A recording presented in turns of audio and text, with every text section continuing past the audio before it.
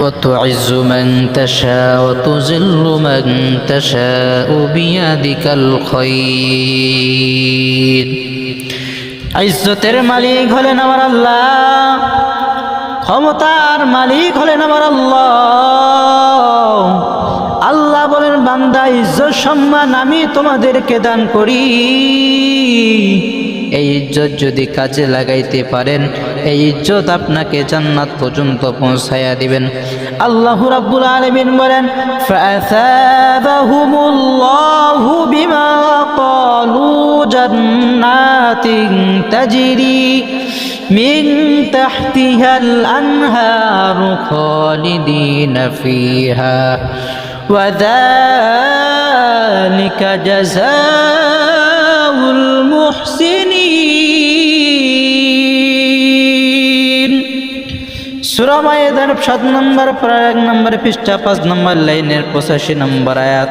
আল্লাহ রাব্বুল আলামিন বলেন, ফাসাবাহুমুল্লাহ, সম্মান আল্লাহ আমি দিয়েছি, সম্মানিত আমি তোমাদেরকে করেছি। বিমা ক্বালু, বহু বছর, জান্নাতিন তাজরি, যারা সম্মান নিয়ে ফিরে আসবা আমি আল্লাহ তোমাদেরকে জান্নাতের মেহমান বানাইয়া দেব। আর কারা হবে জান্নাতের মেহমান? আল্লাহ রাব্বুল আলামিন বলেন, ওয়া যালিকা জাযাউল মুহসিনিন, তারাই হবে মুহসিন, তারাই হবে সত্যবাদী।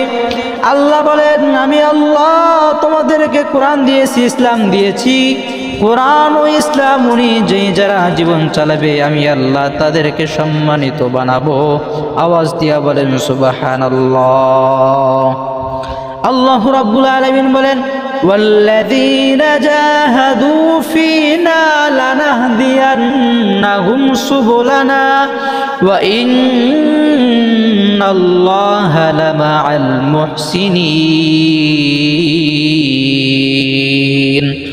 সূরা আনকাবুতের 69 নম্বর আয়াত আল্লাহ রাব্বুল আলামিন বলেন, যারা আমি আল্লাহকে পাওয়ার জন্য মুজাহাদা মুরাকাবা করে চেষ্টা চালাই আমি আল্লাহ তাদেরকে নিজে জান্নাতের রাস্তা দেখাইয়া দেই। আল্লাহ রাব্বুল আলামিন বলেন, ফীনা লানাহদিয়ান্নাহুম সুবুলানা, আর এই পথ তালাশ করবে কারা? আল্লাহ বলেন, মুহসিন বান্দা হবে যারা। আর এই মুহসিন বান্দাদেরকে আল্লাহ রাব্বুল আলামিন স্বয়ং 10টা পৃথিবীর সমান এক জান্নাত দান করে দিবে। বলেন সুবহানাল্লাহ।